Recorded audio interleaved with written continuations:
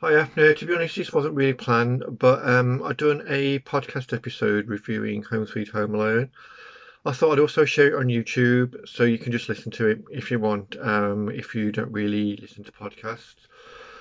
The main reason I did it is because I wanted to warn people of the dangers of watching Home Sweet Home Alone. It will rob you of any Christmas spirit and it will make you as miserable and grinchy as I am. So if you do like Christmas and if you do like Home Alone, then I recommend not watching Home Sweet Home Alone. And if you want to know exactly why you shouldn't be watching this movie, then please continue to listen to this episode. But for now, I want to wish you all a happy November Christmas and try a bit.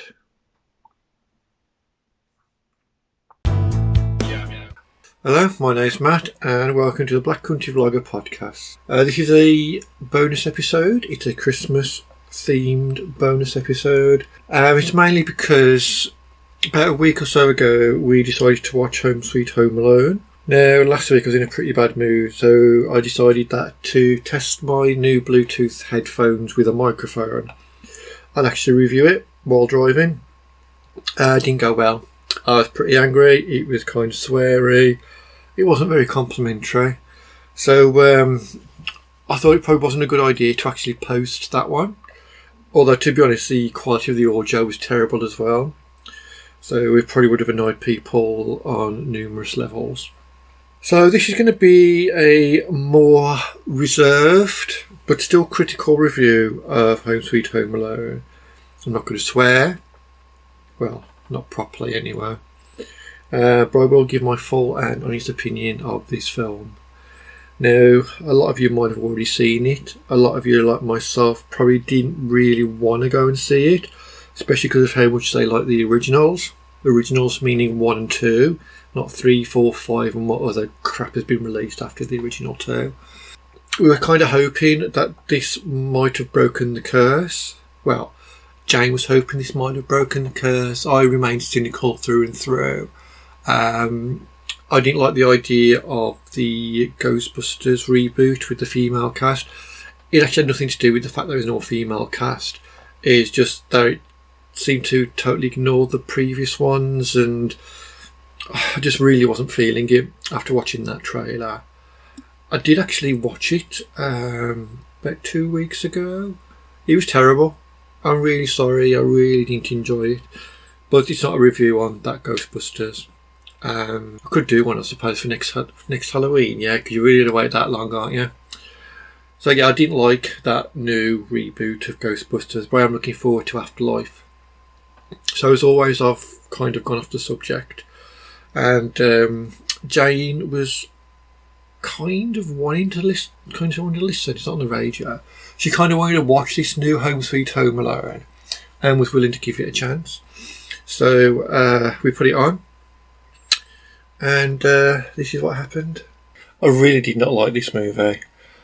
The first impressions I got after watching it was, if you're so scared that people aren't going to like your movie, that you're going to shoehorn so many references and scenes and catchphrases and even soundtracks from the original 2 movies that you know a lot of people love, then you're already onto a loser. It fills me with no confidence whatsoever in your ability of a filmmaker or a screenplay writer or anything like that.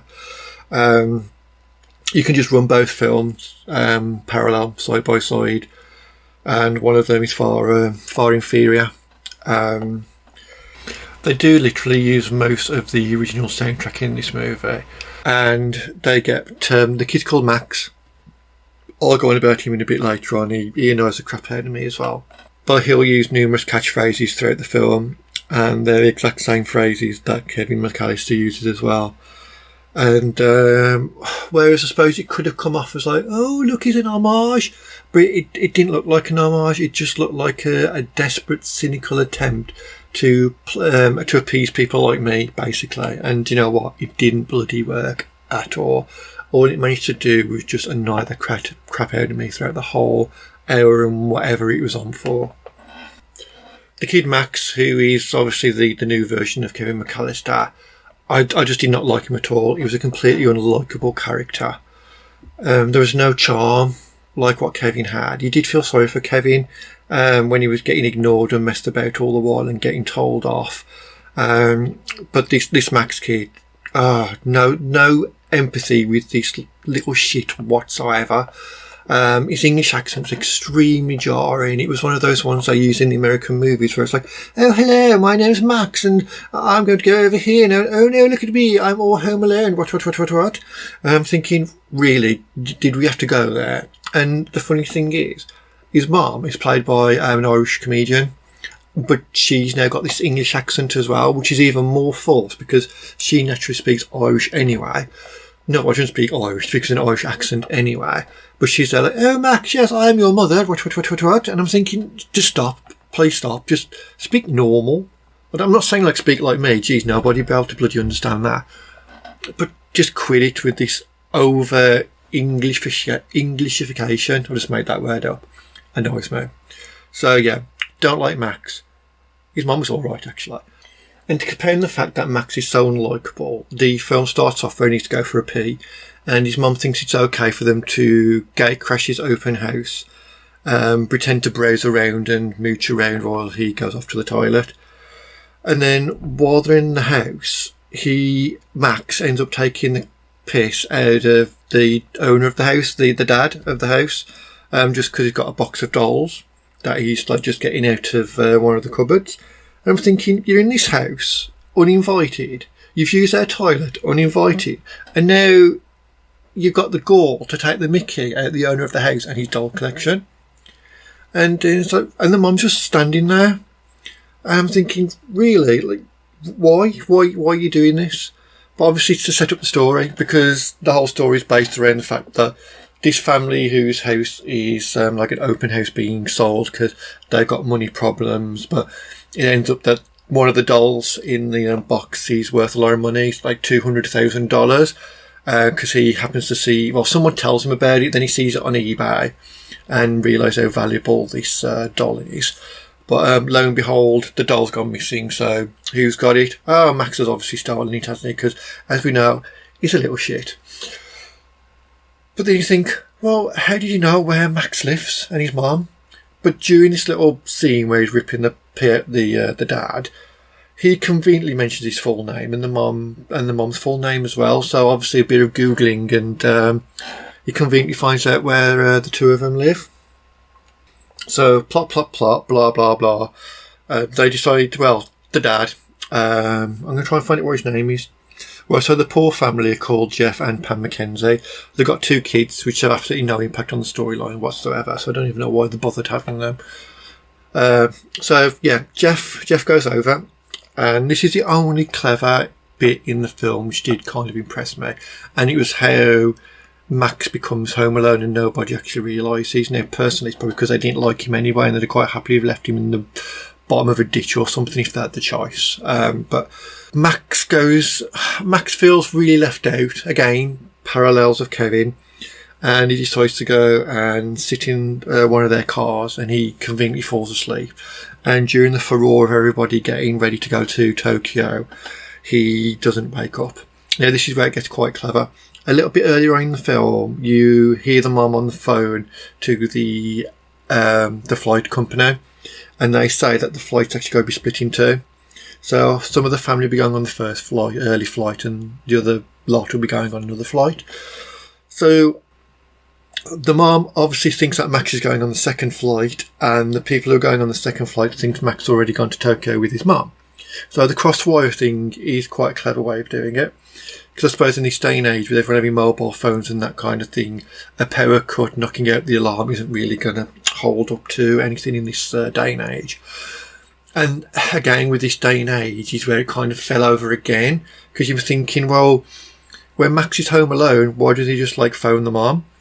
But they introduced this pretend Google Alexa thing that doesn't work properly and keeps talking in German, and obviously that's really funny, but it's not.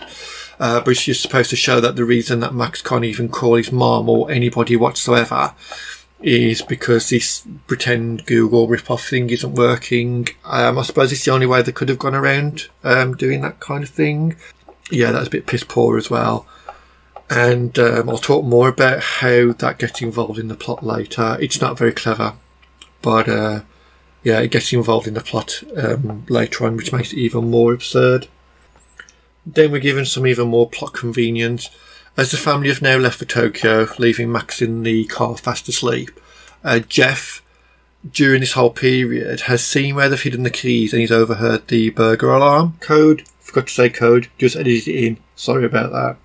So that's really careless of the family. But once again, convenient plot device. Yeah, that's what they call it. It's a convenient plot device, and there's a lot of them in this bloody film. Jeff thinks that he can just go in and pick up the doll because he can see it through the window in Max's coat, but as he does, something happens and it puts him off, so he does a runner. Throughout the film, they kind of get put off because of one thing or another, just leading up to like a big finale at the end of the film, because that's where you normally have grand finales. Max wakes up, finds out it's all Home Alone, and guess what? Band kicks in with the music, as you saw in Home Alone 1, where Kevin realises that there's nobody around, and he's running around enjoying himself, jumping on the bed. It's the exact same music, but this time Max is doing things which are like so extreme. Like, I know he's going to enjoy himself, but everything is just amped up to 12, and I didn't like it. It was really peeing me off. It's like, why couldn't you think of something more original to do? Using the Home Alone music, you kind of parafilming what Home Alone 1 did, but doing it worse. And 0 points for originality whatsoever during this scene. They even have the gall to play, there's a scene where they're watching TV. It's before the family have gone to Tokyo, and they're actually watching like a reboot copy of Angels with Dirty Faces. And one of the family go, "Oh, don't you hate it when they try and remake something? It always ends up so much worse." And I'm like, do you know what, mate? You hit the bloody nail on the head with that one. Because guess what? This is so much worse. I remember when I told you that they keep getting put off and they keep trying to break in and quitting. One of the bits is they do eventually realise that Max is in the house, but they think Max is there with his German grandmother because they overhear the Alexa Google thing talking. And I've got one of them. I'm sure a lot of you have. At no point would you accidentally mistake your Google or your Alexa for being a real person, because no one bloody speaks like that. But if it fits the story and it fits the plot, then you know what, do what the hell you want. As I've said numerous times already, the film just copies Home Alone 1, but does it badly. Tries to bring it up to the modern day, I guess, and that's probably where it falls down, because it just has no charm whatsoever. Reusing catchphrases like "you guys give up" or "you're thirsty for more," and playing like they even played the Old Man Marley music for somebody totally different, and I found that really disrespectful because I really like that character and he died not too long ago, so they shouldn't have really reused it. And then they introduced Buzz as well. He plays a copper who I think he gets caught, the burglar alarm goes off or something. I've even forgotten most of this bloody film. He gets called to the burglar alarm. He sees Jeff, who has actually tried to break in, but he's now trying to do a runner. Jeff pretends that he actually lives there. Buzz is obviously a really crap police officer. Takes him on his word. And the camera conveniently zooms in on his badge name, which says McAllister. Just in case you didn't know that Buzz McAllister was the Buzz McAllister. And also as well, just in case you really didn't realise it was the Buzz McAllister, there's another scene later on where a call comes through from the police because Max, I think, has managed to get in touch with somebody. So they go, "Look, can you please go and check on this house? We've been told that there's a kid home alone, so it just needs checking out." And then Buzz goes, "Oh yeah, here we go. Yeah, my brother Kevin, we left him home alone twice, and he phones every year now, and yeah, that little joker." Oh, and I'm thinking, well, yes, but at the same time, it was the whole misunderstanding with the police in the first movie, which is why he actually got left there. So guess what? Drive down there, do your job, and check the bloody house properly. But because then the film would be totally unnecessary, which would be a good thing, really. Because if you think about it, if Max hadn't gone for a pee and starring the bloody doll, then there'd be no reason for the film either. So if only you could go back in time and stop him from stealing that bloody doll, then I wouldn't have to sit through over like an hour and a half of this movie. As the film progresses, Max just kind of misses Mum, but it's so insincere, you really don't feel sorry for him at all. There's a scene when he's in this church, and he's just like, oh yes, I really miss my mother. And I'm thinking, I really don't believe you, mate. Like, with Kevin, you really did feel for him. Like, he got all excited at the start, he was enjoying himself like a kid, and he kind of no longer got scared of the big fiery thing downstairs, and he kind of grew and developed and became a better person, but at the same time, he really did miss his family. And he really did want to like protect his house from these burglars, and it's one of the many reasons why that film is far superior to this one. But yeah, with Max, just no sincerity whatsoever. He's a spoiled kid as well, so that didn't really help. And have I told you he's really unlikable? I think I might have mentioned it a few times during this review. The family, the poor family who need the doll so they can get some money to save the house and live happily ever after, they made no sense as well.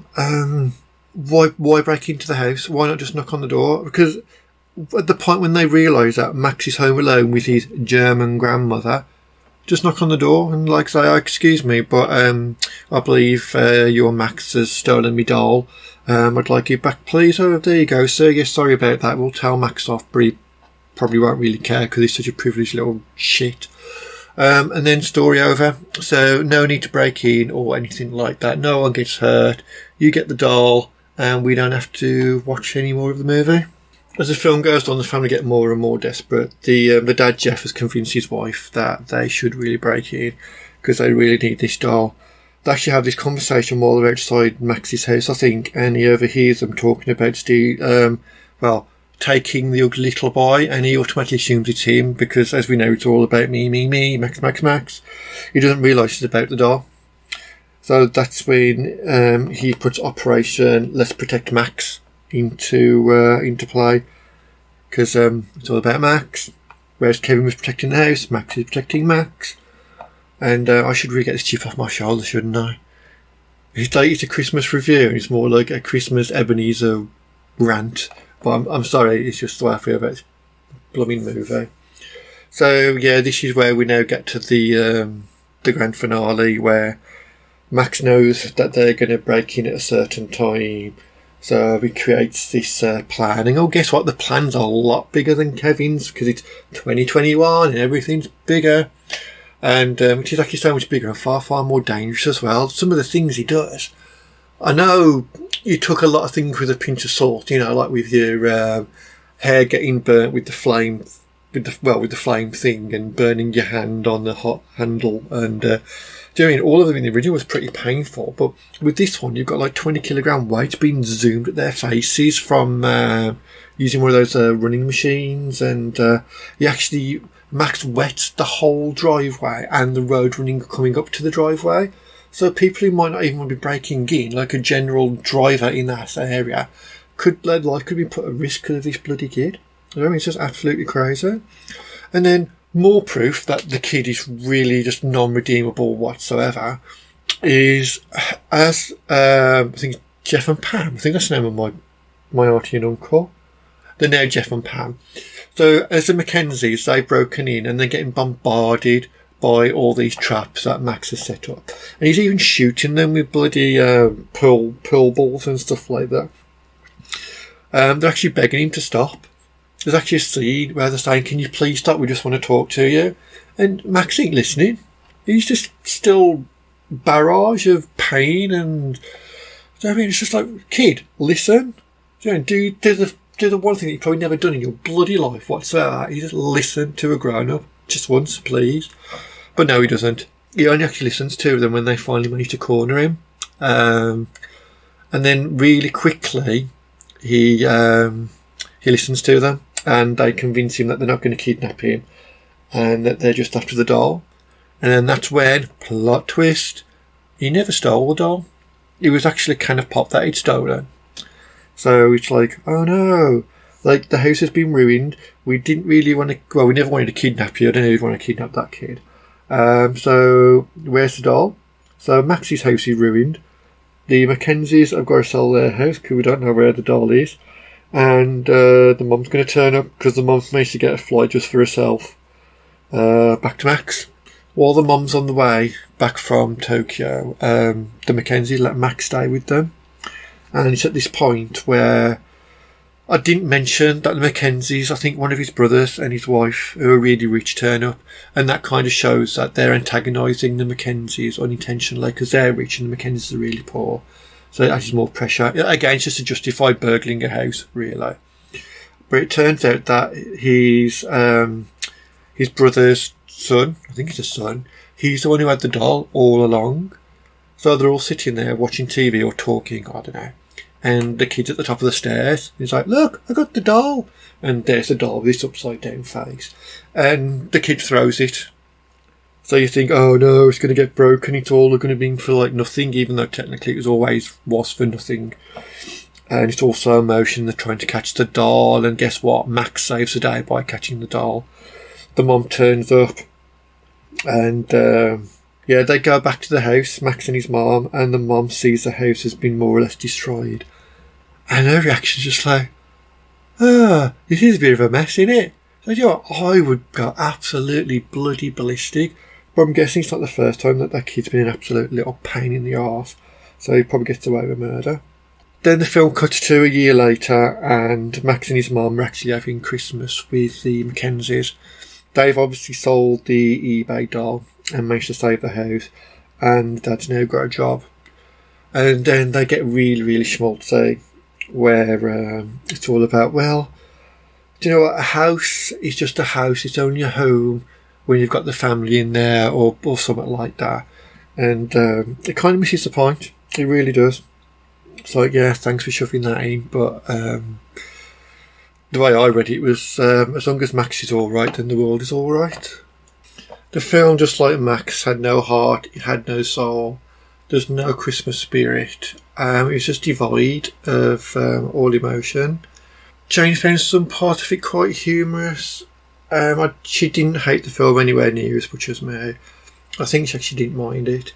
It's something I don't really want to add to our Christmas list of movies, and I'm hoping that it won't be. The kid's unlikable. The fact that the burglars aren't even burglars, they're just people trying to get their doll back. It didn't make sense. I've kind of run out of emotions now because I was so full of anger about this bloody film. And I just want to say, it was just so disappointing. It really was disappointing. I knew it was never going to be as good as the first two. Do you know what I mean? They are what people call like lightning in a bottle. But they really are full of Christmas spirit. I love number one and I love number two.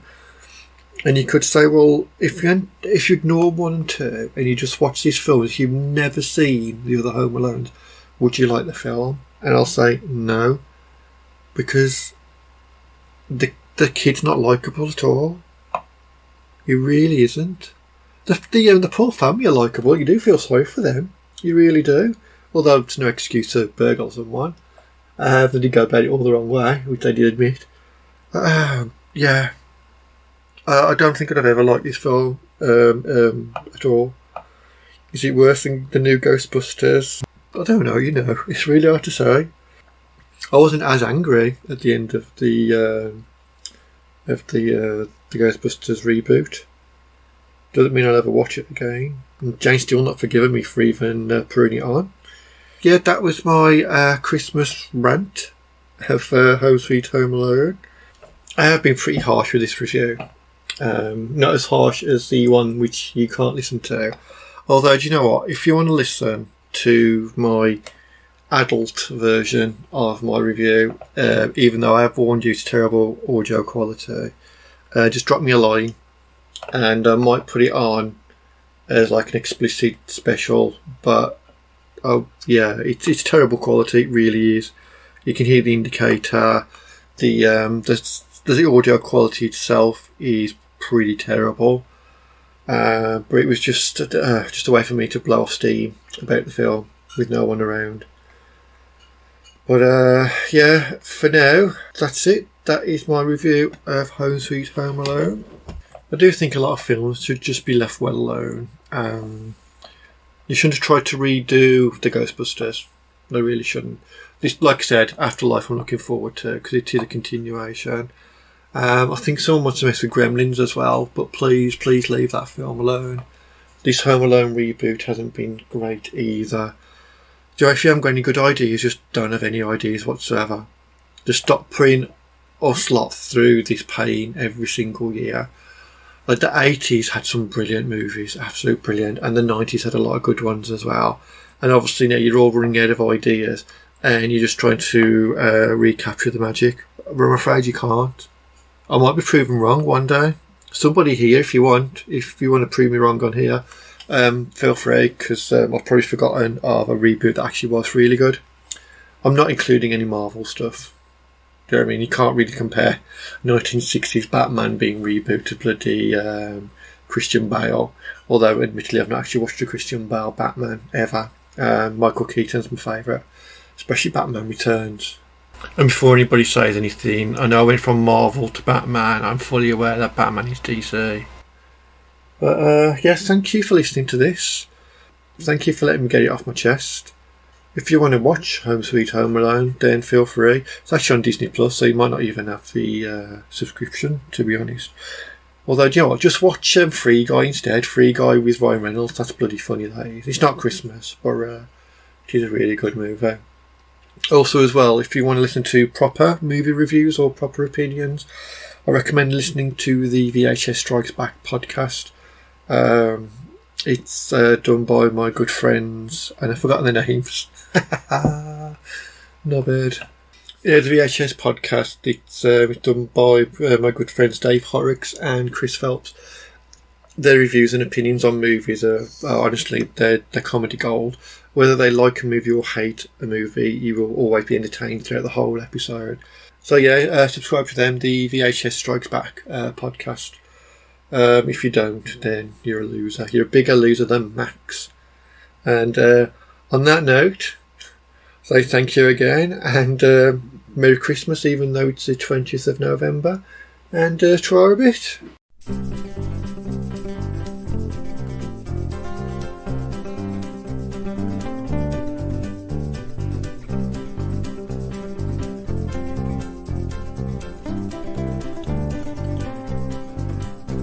Our day had very much on, so I thought I'd go away. I called the travel agent to book an holiday. A lovely wench that served me asked before I went away, there's been something who's meaning to say. What to say? Said yam yam. I said bye yam. Talking in an accent that you might not understand, but all the folks in the black country and the best in all the land. So now I hear you brumming, but a yam yam or a yam.